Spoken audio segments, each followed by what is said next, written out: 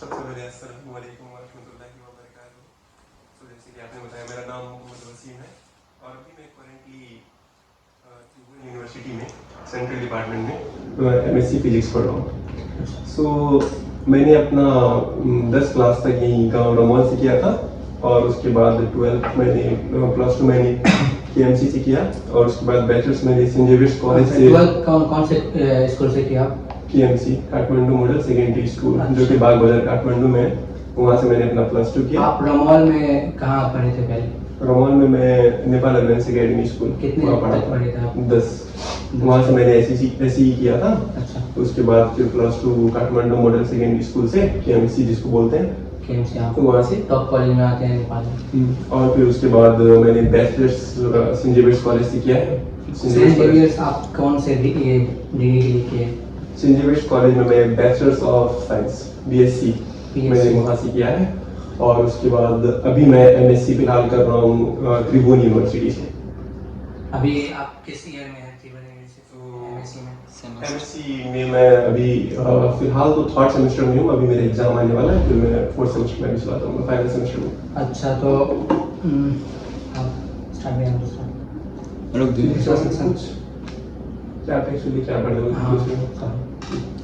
तो आप फिजिक्स मतलब फिजिक्स जो पढ़ते हैं उसमें क्या एक्चुअली डीपेस्ट में थोड़ा इलैबोरेट करिए, लोगों को पता चले आप क्या पढ़ते हैं इससे थोड़ा। फिजिक्स में हम लोग बेसिकली यूनिवर्स के बारे में पढ़ते हैं, यूनिवर्स की रियलिटीज के बारे में पढ़ते हैं कि यूनिवर्स का ओरिजिन कैसे हुआ, उत्पत्ति कैसे हुआ। अच्छा। और उसके बाद यूनिवर्स में क्या क्या चीज़ें एग्जिस्ट करती है, उसको कैसे समझना है, फोर्सेस के बारे में पढ़ते हैं। ये जो बिग बैंग थ्योरी है उसका क्या कहना है आपको? तो सारी चीजें जैसे बिग बैंग थ्योरी वगैरह हुआ या जितनी भी थ्योरी, ये बिग बैंग थ्योरी जो मतलब ये बताता है कि एक्चुअली यूनिवर्स कैसे स्टार्ट हुआ था, एक्सपैंड हुई है। जो यूनिवर्स कैसे स्टार्ट हुआ था इसकी थ्योरी है कि वो एक मतलब थ्योरी है। इसका भी मतलब पूरा एग्जैक्टली नहीं पता कि हाँ, जो जितनी भी थ्योरीज हैं उसमें अभी सबसे बेस्ट थ्योरी हम बोल सकते हैं जिसको, वो है बिग बैंग थ्योरी। इंटरेस्टिंग। तो ये चीज़ों के बारे में हम लोग यूनिवर्स की उत्पत्ति के बारे में, यूनिवर्स कैसे स्टार्ट हुआ, कहाँ जा रहा है, और टेक्नोलॉजीज जितनी भी अभी एडवांसमेंट हो रही है टेक्नोलॉजीज में, कहीं ना कहीं वहाँ फिजिक्स का बहुत बड़ा रोल होता है। बहुत बड़ा रोल होता है क्योंकि फिजिक्स में हम लोग बहुत सारी ब्रांचेस पढ़ते हैं जिसमें से इलेक्ट्रॉनिक्स वगैरह आती है, इंजीनियरिंग वगैरह आती है, सारे उसमें होता है। अच्छा, तो थैंक यू ये सब बताने के लिए। आप ये बताइए आपके लाइफ में आपके लाइफ का एम क्या है, आप क्या बनना चाहते हैं? एकेडमिकली पहले देखा जाए तो एकेडमिकली मैं फिजिक्स में ही अपना करियर बनाना चाहता हूँ। As a teacher, as a professor plus researcher. मतलब कैसे रिसर्च, थोड़ा एक्सप्लेन करिए। जिसको फिजिसिस्ट या अगर लोकल भाषा में बोला जाए तो जिसको साइंटिस्ट वगैरह भी बोल सकते हैं ना। तो उसको मैं अपना करियर जो है यहाँ प्रोफेसर प्लस रिसर्चर या रिसर्च साइंटिस्ट बोल सकते हैं उसको। अच्छा, अभी आप काठमांडू में रहते तो आप मतलब अपना अर्निंग कुछ करते हैं क्या? हाँ, अभी मैं प्रोफेशनली कोचिंग वगैरह में टीचिंग भी करता हूँ। सो मैं part time teacher, part time researcher और फुल टाइम स्टूडेंट हूँ। अच्छा। लाइफ में बहुत सारी प्रेशर वगैरह, स्ट्रेस वगैरह होता है ना। जब तक आदमी जिंदा है प्रेशर तो हमेशा रहेगा ना। तो हमेशा ये होता है कि जैसे काम भी है और इंसान खुद के लिए भी वक्त निकालना चाहिए इंसान को, ठीक है। जैसे प्रेशर, स्ट्रेस वगैरह सब रिलीज करने के लिए इंसान को खुद के लिए भी वक्त देना चाहिए और अपना काम भी करना चाहिए। और आप अगर अपना काम, जिस इंसान वो काम कर रहा है जिसमें उसका इंटरेस्ट है ना, फॉर एग्जांपल मैं वो काम कर रहा हूँ, टीचिंग कर रहा हूँ या अपना रिसर्च का काम कर रहा हूँ या पढ़ रहा हूँ, उसमें मेरा इंटरेस्ट है ना, इंटरेस्ट है तो आप खुद करेंगे। हाँ, तो उसमें मुझे हालांकि स्ट्रेस तो होगा ही, मगर उसमें उतना ज़्यादा स्ट्रेस नहीं लगता क्या।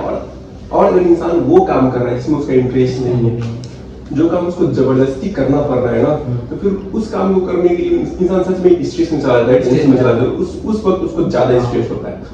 अब इंसान, अब जो भी स्ट्रेस में, जो भी स्टूडेंट स्ट्रेस में है या जिनको एग्जाम वगैरह का, पढ़ाई वगैरह का स्ट्रेस होता है, तो हमेशा एक बात ध्यान में रखना है क्या, कि ये जो पढ़ाई का स्ट्रेस है ना, इसको हमेशा कंपेयर करना दूसरे स्ट्रेस वगैरह से।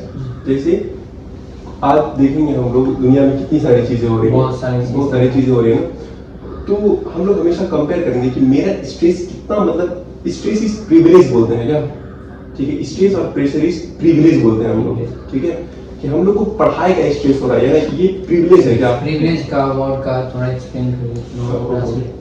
जैसे हम लोग क्या देखते हैं कि दूसरे अफ्रीकन कंट्रीज वगैरह देख सकते हैं, अभी फलस्तीन का हम लोग देख सकते हैं ना, वहाँ पे बच्चे मर रहे हैं, वहाँ पे उन लोग को दूसरी दूसरी तरीके का प्रेशर है। अगर उन लोग से कंपेयर करके हम लोग देखेंगे ना, हमारा जो प्रेशर है वो प्रेशर कुछ भी नहीं। तो जब भी प्रेशर इंसान को अगर ज्यादा होने लगे ना, हमें से रिलेट करने लगे, क्या अपने से और ज्यादा नीचे तक के लोगों को देखने लगे, तो उनको देखने लगे और उनको मतलब देख के एक तरह से इंसान को सब्र आ जाता है कि जो भी मेरे पास है अल्हम्दुलिल्लाह बहुत बेहतर है। तो उस तरीके से इंसान अपने स्ट्रेस और प्रेशर को सब्र से काम लेके आगे कर सकता है। आप टाइम मैनेजमेंट कैसे करते हैं? मतलब कॉलेज जाते हैं, फिर पढ़ाते हैं कितने बजे, और फिर रिसर्च वगैरह, फिर बाहर घूमने भी जाते होंगे कहीं? तो बेसिकली मेरा ऐसा होता है, जैसे हम लोग को कॉलेज रहता है सुबह 9 बजे से लेके कभी 2-3 बजे तक, इस तरीके से कॉलेज रहता है। और सुबह मेरा बेसिकली पढ़ाई करने का वक्त होता है सुबह। तो सुबह उठो, सुबह फजर के टाइम पे उठो, फजर वगैरह भरो, फजर वगैरह सब भरो, उसके बाद फिर अपना पढ़ना स्टार्ट कर दो, ठीक है।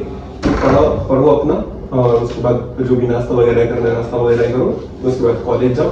कॉलेज में भी हम लोग का ऐसा होता है कि जैसे और स्कूल की तरह बस पढ़ाई नहीं होता, हम लोग एक्टिविटीज बहुत सारे होते हैं, डिस्कशंस वगैरह होते हैं अपने कलीग वगैरह से, प्रोफेसर वगैरह से, तो उनसे हम लोग का डिस्कशन अक्सर होता रहता है। तो वो भी एक तरीके का पढ़ाई का हिस्सा ही है क्या। तो हम लोग कॉलेज में भी पढ़ लेते हैं जितना पढ़ना होता है, फिर उसके बाद मेरी कोचिंग वगैरह होती है, उसके बाद फिर मैं ट्यूशन वगैरह भी जाता हूँ, उसके बाद सब खत्म करके फिर वापस अपने घर पे आना। पूरा दिन बिजी रहते हैं बस? ऑलमोस्ट नॉर्मल डेज में बिजी रहता हूँ, और मुझे लगता है कि अगर इंसान को बिजी रहना चाहिए, मतलब एक यंग एज में काम करते रहना चाहिए, ठीक है। आपके लाइफ का बिगेस्ट मोटिवेशन कौन है, मतलब कौन? तो बेसिकली मुझे मोटिवेशन के तौर पे मैं हमेशा जो अंबिया औलिया लोग होते हैं ना उनको देखता हूँ, ठीक है।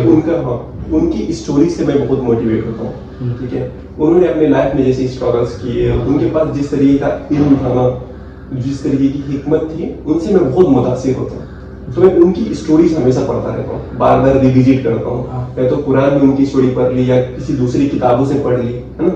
तो उनकी स्टोरी से मैं एक्चुअली मोटिवेशन लेता हूँ, मुझे बहुत मोटिवेटिंग लगता है सारी स्टोरीज जी।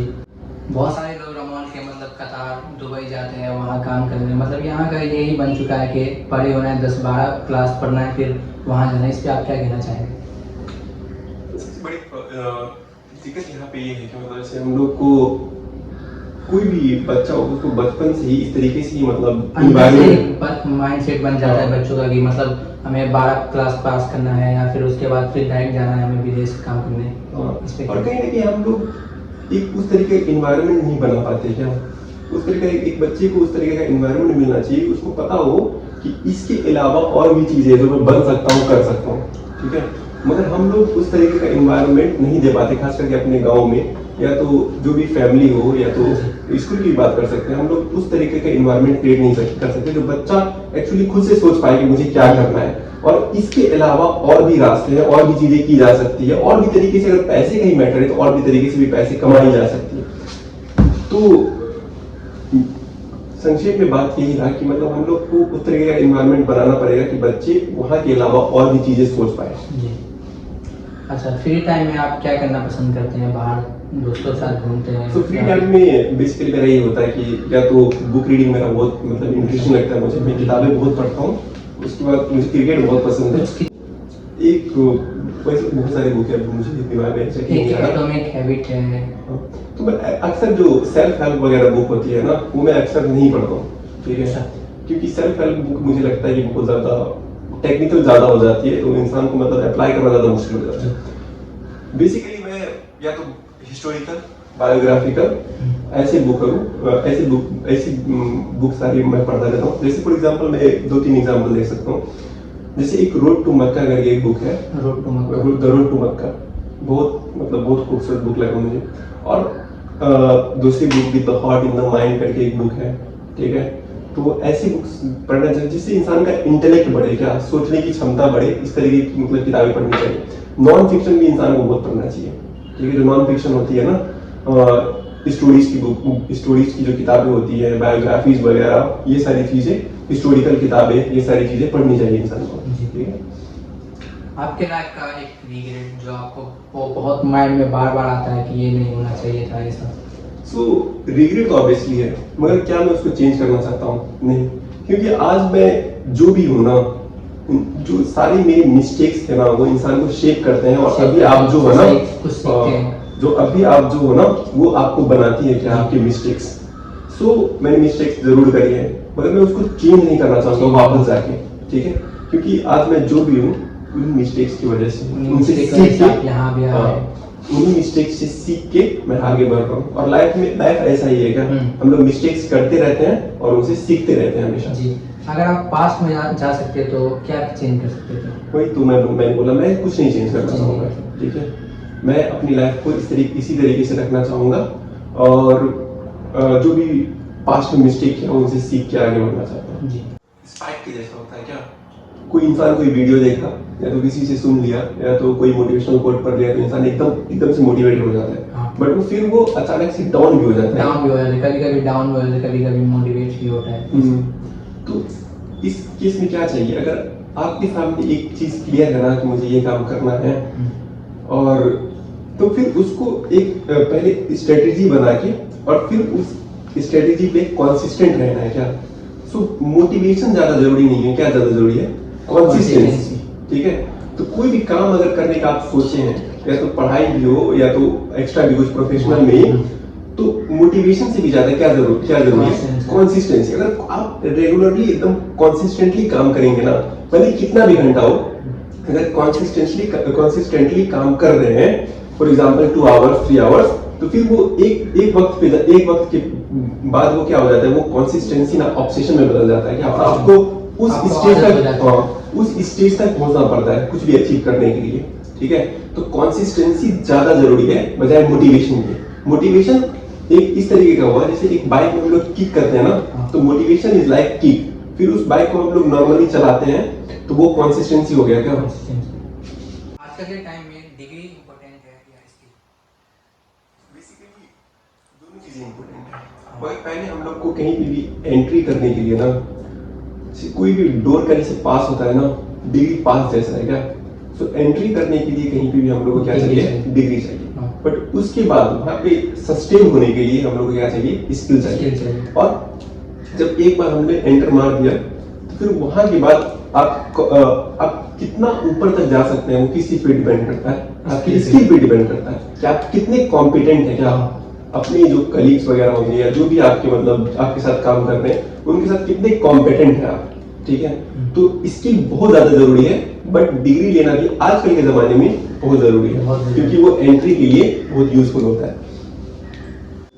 आज के यूथ को किस स्किल पे फोकस करना चाहिए? मेरे हिसाब से मुझे क्या लगता है कि आप जो भी काम कर रहे हैं ना, किसी भी फील्ड में आपको बस उस फील्ड का बेस्ट बनना है, क्या बेस्ट बनना है, कंसिस्टेंसी रहना है। किसी भी फील्ड में आप काम कर रहे हैं, ठीक है, कोई भी फील्ड बुरा या अच्छा नहीं होता।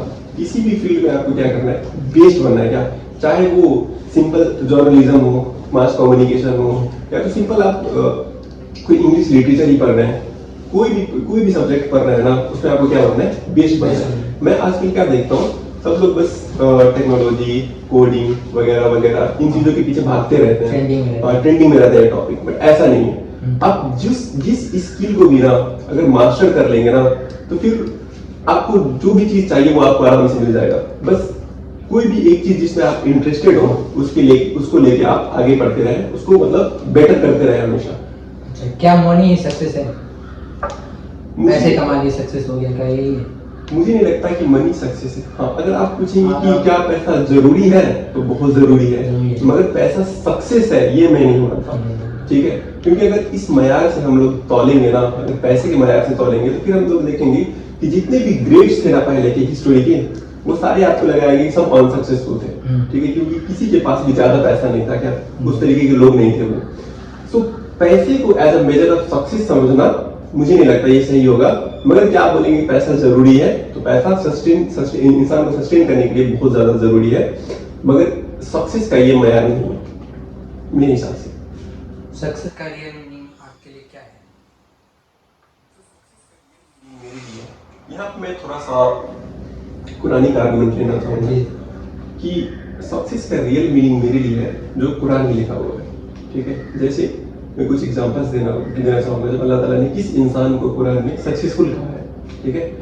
तो सबसे पहले जिन इंसान को अल्लाह ताला ने सक्सेसफुल कहा है उनमें से आता है और अल्लाह सुब्हानहू व तआला फरमाते हैं कि कद अफलहा अल मुमिनून, मतलब सक्सेसफुल वही है जो मोमिन है। ठीक है। दूसरी एक आयत में अल्लाह ताला फरमाते हैं कि कद अफलहा मन ज़क्काहा व कद खाब मन दस्साहा। इसका मतलब हुआ कि सक्सेसफुल कामयाब वही है जिसने खुद को पाक रखा। ठीक है। कुछ दूसरी आयत में आता है कि सक्सेसफुल वो इंसान है जो अल्लाह की और उसके रसूल की अताअत करता हो। ठीक है। और आयत में आता है कि सक्सेसफुल वो इंसान है जो जहन्नम से बच गया और जन्नत में दाखिल हो गया, वो सक्सेसफुल है।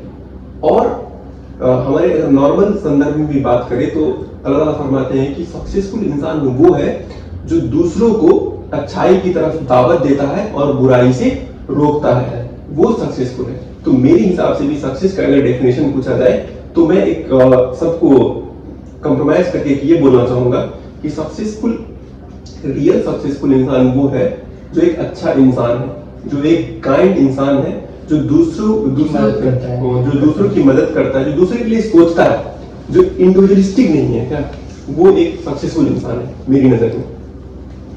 लाइफ में सबसे बड़ा लेसन आपका क्या है? तो लाइफ में मेरा पर्सनली एक जो सबसे बड़ा लेसन है मैंने जो सीखा है वो ये है कि जो नॉलेज होता है, जो इल्म होता है ना, वो सफिशिएंट नहीं होता। ठीक है। हम लोग कितना भी इल्म हासिल कर सकते हैं, ठीक है, मगर अगर उसको अमल में नहीं लाएंगे ना तो फिर वो इल्म किसी काम का नहीं है। तो मेरा लाइफ का ये लेसन था कि मैं भी हमेशा से ऐसा ही था कि इल्म हासिल करते जाऊं, मगर मैं उसको अमल में लाना मतलब ज्यादा जरूरी नहीं समझता था। मगर मुझे लाइफ से क्या लेसन मिला कि अगर आप जो भी इल्म हासिल कर रहे हो ना, उसको अमल में लाना उतना ही ज्यादा जरूरी है। क्या आप भले ही कम इल्म हासिल करो मगर उसको अमल में लाने की कोशिश करो, उसको एक्शन में उतारने की कोशिश करो। क्या अब हम कुछ डीप क्वेश्चन में जाते हैं। आज के यूथ की सबसे बड़ी डेंजरस मिस्टेक क्या है जो बहुत स्टूडेंट लोग करते हैं?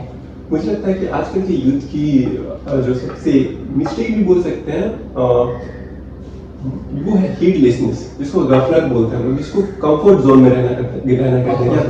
कि आजकल के यूथ मुझे लगता है जितना मैंने ऑब्जर्व किया है मेहनत नहीं करना चाहते। क्या एक चाहते हैं कि हर चीज का शॉर्टकट हो, बट एक कोट है कि there is no shortcut for success and there is no substitute for hard work. Hard work का कोई भी सब्स्टिट्यूट नहीं होता।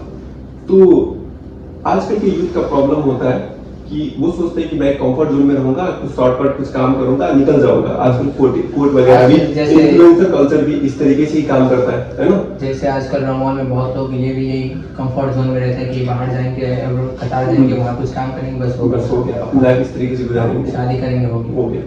तो ये मुझे लगता है कि बहुत लिमिटेड थिंकिंग है। क्या इंसान को हमेशा बड़ा सोचना चाहिए, भले वो हासिल कर पाए या ना कर पाए, मगर सोच जो होती है ना, तो सोच हमेशा बड़ी रखनी चाहिए। क्या ठीक है। और हमारा जो तरीका है ना, एक मुस्लिम का तरीका, वो हमेशा इंसान जो मुस्लिम जो यूथ होता है वो हमेशा ज़हीन और हकीम होना चाहिए। ठीक है। एक अच्छा इंसान होना चाहिए और बहुत ही ज्यादा नॉलेजेबल होना चाहिए और शार्प होना चाहिए। ठीक है। सोशल मीडिया ने यूथ का क्या मतलब बेटर बनाया या कंफ्यूज सोशल मीडिया पे क्या कहना है? सोशल मीडिया का सभी को पता होगा, आज हम लोग बहुत ज्यादा सोशल मीडिया यूज करते हैं, सभी को पता होगा कि यहाँ पे कोई वीडियो देख रहा है उनका भी आप स्क्रीन टाइम चेक करेगा तो 6 to 8 आवर फिक्स ही होगा। तो मुझे मैं इसको 3 भाग में डिवाइड करना चाहूंगा। ठीक है। तो पहले ऐसे लोग होते हैं सोशल मीडिया मतलब क्यों यूज करते हैं, इसको मैं ये करना चाहूंगा कि जो पहले तरीके के लोग होते हैं वो सोशल मीडिया इसलिए यूज करते हैं क्योंकि उनको और कुछ करने को नहीं होता। क्या कुछ करने को। सो वो लोग बेसिकली जो काम वगैरह करते हैं, वो काम से आए, अपना सोशल मीडिया स्क्रॉल करते गए, वो अपना एंजॉय करते हैं, फिर उनको आप लोग कुछ नहीं बोल सकते। ठीक है। दूसरे तबके के लोग होते हैं जो जैसे हम जैसे लोग जो सोचते हैं कि सोशल मीडिया से हम लोग इंफॉर्मेशन या नॉलेज बट ये मतलब मुझे लगता है कि खुद के साथ झूठ बोलना होता है। क्या कि हम लोग सोशल मीडिया से इंफॉर्मेशन लेंगे, नॉलेज लेंगे, क्योंकि सोशल मीडिया इनहेरेंटली इस चीज के लिए है ही नहीं, इंफॉर्मेशन और नॉलेज लेने के लिए है ही नहीं। सोशल मीडिया इसलिए बनाया गया है ताकि वो आपको हुक्ड रख सके, क्या आपको बहुत ज्यादा टाइम उस पर रख सके, इंटरटेन कर सके। इंटरटेनमेंट के लिए है क्या बेसिकली। हाँ। सो हम लोग खुद से झूठ बोलते रहते हैं क्योंकि हम लोग को पता रहता है माइंड में कि यार ये सोशल मीडिया यूज करना तो सही नहीं है, हाँ। मगर फिर हम लोग अपने आप को इस तरीके से समझाते हैं कि अरे मैं तो इन्फॉर्मेशन ले रहा हूँ ना, मैं तो नॉलेज ले रहा हूँ ना। मगर एक बात ध्यान रखना कि सोशल मीडिया नॉलेज के लिए नहीं है, इन्फॉर्मेशन के लिए नहीं है। सोशल मीडिया आपको हुक रखने के लिए है, ठीक है। नॉलेज के लिए फिर क्या होगा? सो नॉलेज के लिए सिंपल बात है कि नॉलेज के लिए किताबें पढ़ो, न्यूज़पेपर्स पढ़ो, रियल आर्टिकल्स पढ़ो, उन चीजों से एक्चुअल हम नॉलेज ले सकते हैं। सोशल मीडिया से हम लोग कुछ भी नॉलेज नहीं हासिल कर सकते। और सोशल मीडिया इंसान के दिमाग को बहुत रिवायर कर देता है क्या। बहुत सारे हम लोग ने डोपामिन्स वगैरह के बारे में पढ़ा हुआ है, सब सारा कुछ सुना हुआ है। तो सोशल मीडिया जितना ज्यादा से ज्यादा हो सके हम लोग को लिमिट करना चाहिए क्या। और तीसरे लोग होते हैं जो एकदम हाई लेवल के लोग होते हैं, जो सोशल मीडिया से उनका कोई मतलब ही नहीं रहता, मतलब ही नहीं होता। वो यूज ही नहीं करते, वो होते भी नहीं सोशल मीडिया पे।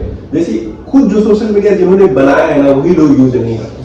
आप इन्हीं से सोच सकते हैं कि जो भी एक लेवल पे पहुंच जाते हैं जो लोग, वो फिर सोशल मीडिया यूज नहीं करते क्योंकि उनको पता है कि सोशल मीडिया किस तरीके का डेंजरस हो सकता है। बहुत ज्यादा इंसान को मैनिपुलेट बहुत ज्यादा कर सकता है क्या, प्रोपेगेंडा बहुत ज्यादा होता है सोशल मीडिया पे, ठीक है। तो एक बार आप रील्स स्क्रॉलिंग की अभी जिस इंसान को लत लग जाए ना, अभी जैसे हम लोग देखते हैं अपने समाज में बच्चे लोग भी मोबाइल धरा देते हैं और उनको भी मतलब जैसे सोशल मीडिया का बहुत ज्यादा रील्स देखने का बहुत ज्यादा लत लग जाता है, एडिक्शन जैसा हो जाता है। तो फिर वो अच्छे से फंक्शन नहीं कर पाएंगे क्या बाद में, जब वो बड़े होंगे तो अच्छे से इंटेलेक्चुअली सोच नहीं पाएंगे क्या चीजों को। तो सोशल मीडिया को जितना लिमिट कर सकते हैं उतना लिमिट करना चाहिए। डिप्रेशन और लोनलीनेस पे आप क्या कहना चाहेंगे? तो इस बारे में मुझे लगता है कि अगर कोई भी इंसान है, जैसे अभी हम लोग ने कुछ देर पहले ही बात की थी, अगर इंसान है तो वो मतलब वो दुखी भी होगा, उदास भी होगा, ठीक है। ये इंसानी मतलब फितरतें हैं कि हम इंसान दुखी होगा, उदास होगा। फिर डिप्रेशन मेनली हो गया कि आप बहुत लंबे अरसे तक उदास हैं क्या। हम लोग का ऐसा रहता है, हम लोग उदास हुए फिर वापस आ गए, ठीक है, फिर दुखी हुए फिर वापस आ गए, तो ये इंसान की जिंदगी में हमेशा चलता रहेगा। मगर डिप्रेशन जो है वो मतलब बहुत लंबे समय तक क्या करता, उसी उदासी में रहता। तो मुझे लगता है कि ये इसका मेन कारण जो होता है डिप्रेशन का या लोनलीनेस का, इसका मेन कारण होता है कि आपकी लाइफ में कोई पर्पस ना होना का, ठीक है। आप अपनी लाइफ में कुछ भी नहीं कर रहे, बस ऐसे ही मतलब दिन गुजार रहे अपना। तो इंसान इसके लिए नहीं बना है क्या कि बस खाली दिमाग बैठा रहे। अगर आप अपनी लाइफ में कुछ भी मीनिंगफुल, कुछ भी पर्पसफुल करते रहेंगे ना, तो डिप्रेस नहीं रहेंगे। हाँ, दुखी हो सकते हैं, उदास भी हो सकते हैं कुछ टाइम के लिए, टेंशन भी हो सकता है, मगर डिप्रेस नहीं रहेंगे। अगर आप अपनी लाइफ में आप कोई भी काम करते रहेंगे निरंतर और उस पर फोकस करके करते रहेंगे तो नहीं होंगे। आजकल रिलेशनशिप और करियर में बैलेंस क्यों डिफिकल्ट हो रहा है? मुझे लगता है कि आजकल हम लोग बहुत ज्यादा करियर ओरिएंटेड हो गए हैं और हम लोग अपने रिलेशनशिप्स को टाइम नहीं देते ज्यादा क्या। जो भी हो, जैसे मेरा कोई दोस्त है या मेरी फैमिली है या कोई भी है ना, हम लोग करियर पे बहुत ज्यादा टाइम देते हैं, जिस करियर में हम लोग कभी भी रिप्लेस हो सकते हैं क्या। करियर में कभी कोई भी इंसान फिक्स नहीं होता। आप प्रोफेशनली कितना भी अच्छा कर सकते हैं, आप वहाँ पे रिप्लेसेबल है। बट अपनी फैमिली में अगर आपकी अम्मी आपको कभी भी रिप्लेस नहीं कर पाएगी किसी दूसरे से, ठीक है। तो आपकी फैमिली में कोई भी होता ना, आपको कभी रिप्लेस नहीं कर पाएगा। इसलिए मुझे लगता है कि करियर में एफर्ट देना सही बात है, और वैसे ही एफर्ट्स हम लोग को हमारे रिलेशनशिप में भी देना चाहिए, ठीक है। अम्मी से भी बात करना चाहिए, दोस्तों को भी वक्त देना चाहिए, उनका दुख सुख भी शेयर करना चाहिए, क्योंकि हम लोग इंसान हैं, हम लोग हमेशा एक दूसरे की जरूरत रहती है क्या। अगर हम लोग एक दूसरे के बोलते हैं ना, मैं जो सोशल एनिमल बोलते हैं क्या, तो उस चीज की भी हम लोग को बहुत ज्यादा जरूरत होती है। अच्छा, क्या हार्ड वर्क इनफ है या लक भी मैटर होता है? लक मैटर करता होगा, मगर मुझे लगता है कि अगर हम एकदम इनफ हार्ड वर्क करेंगे तो मेरा ऐसा बिलीफ है कि हम लोग जो चाहते हैं उसको अचीव कर पाएंगे, ठीक है। तो मेरे लिए लक मैटर करता होगा, मगर बोलते हैं कि अगर आप उस लगन से अगर हार्ड वर्क करेंगे ना, तो आप जो भी चाहते हैं उस चीज को अचीव कर लेंगे। एक एडवाइस जो आप हर यंग पर्सन को देना चाहेंगे जो अभी यहाँ पे वीडियो देख रहे हैं? सो सिंपल एडवाइस मेरा यही रहेगा कि एजुकेटेड बनो, क्योंकि अगर आप एजुकेटेड रहेंगे, अपने आप को बेहतर बनाने की हमेशा कोशिश में करो, अपने आप को बेहतर बनाओ हर तरीके से, ठीक है। इंटेलेक्चुअली, फिजिकली, इमोशनली, हर तरीके से बेहतर बनो, ज़हीन बनो, हकीम बनो, क्योंकि आगे आगे की जनरेशन तुमको लुकअप कर सके, हाँ, इस तरीके का आपसे बोलो, कुछ सीख सके। आपकी कुछ सीख सके, आपको लुकअप करेगा। क्योंकि मुझे क्या लगता है कि आजकल हमारे गांव में ही बच्चों को कोई है नहीं ऐसा जिसको देख के वो लोग सोचे कि अच्छा मुझे इनके जैसा बनना है, हाँ, ये ठीक बात है। सच है। तो जो भी ये वीडियो देख रहे हैं, मैं उनको यही बोलना चाहूंगा कि खुद एक एग्जाम्पल बनने की कोशिश करो। क्या हर तरीके से अपने आप को बेहतर करो, किताबें पढ़ो, एकदम इंटेलेक्चुअल पॉडकास्ट वगैरह देखो, सोशल मीडिया वगैरह से दूर रहो, और जितनी भी नॉलेजेबल चीजें होती है, नॉलेज की चीजें होती है, उनके मतलब अग्रसर रहो। या तो खुद नॉलेज हासिल करो, या जो हासिल कर रहा है उसको मोटिवेट करो, उसको हेल्प करो, एक दूसरे की हेल्प करो, एक दूसरे के साथ मिल के चलो।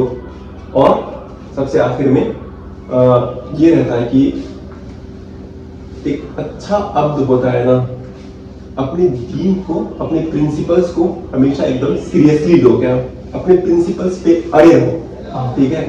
जो भी हमारे इस्लामिक प्रिंसिपल्स हैं उनको किसी भी हालत में नहीं छोड़ना है, उनपे अड़े रहना है, हमेशा वहां पे खड़े रहना है। कि हमारे लास्ट सेगमेंट में चलते हैं। अभी नेपाल के कॉन्टेक्स्ट में बहुत सारे स्टूडेंट एब्रोड जा रहे हैं, यहाँ जाना चाहते हैं। आपको क्या लगता है एब्रोड जाना कैसा डिसीजन है, इसका क्या फ़ायदा और क्या नुकसान हैं?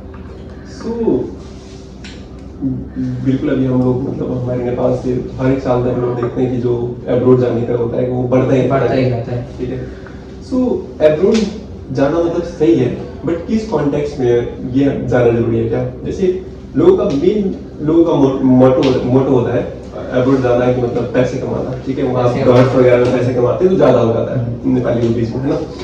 बट मुझे ऐसा लगता है कि अगर हम लोग एब्रोड जा रहे हैं ना, हम लोग वहाँ की स्किल्स सीखने जाए। क्यों? वहाँ का जो अच्छा एजुकेशन सिस्टम होता है ना, उसके अंदर रह के हम लोग वहाँ सीखे और वापस यहाँ आके दे, ठीक है। मगर आजकल का जो मतलब जो नियत से, जिस इंटेंशन से जाते हैं ना, मुझे वो सही नहीं लगता। अप्रोच जाना तो सही है, मगर जो इंटेंशन रहता है ना कि वहाँ गए और पैसा कमाए, फिर 4-5 साल में वापस आ जाए, कुछ नहीं सीखे। अगर वहाँ पे फिर बेसिकली लोग ये भी सोचते हैं कि अच्छा वहाँ कहीं पे रह जाएंगे तो हो जाएगा, फैमिली को ले आएंगे वगैरह वगैरह, ये सारी चीजें। तो ये बहुत इंडिविजुअलिस्टिक सोच हो गया, क्या बस अपने बारे में सोचना, ठीक है। जो देश, जो गांव, जो कम्युनिटी तुमको इतना दिया है ना, फिर उनको वापस भी देना पड़ता है, उनके लिए भी कुछ करना पड़ता है, क्या उनको भी वापस भी देना पड़ता है वो चीजें।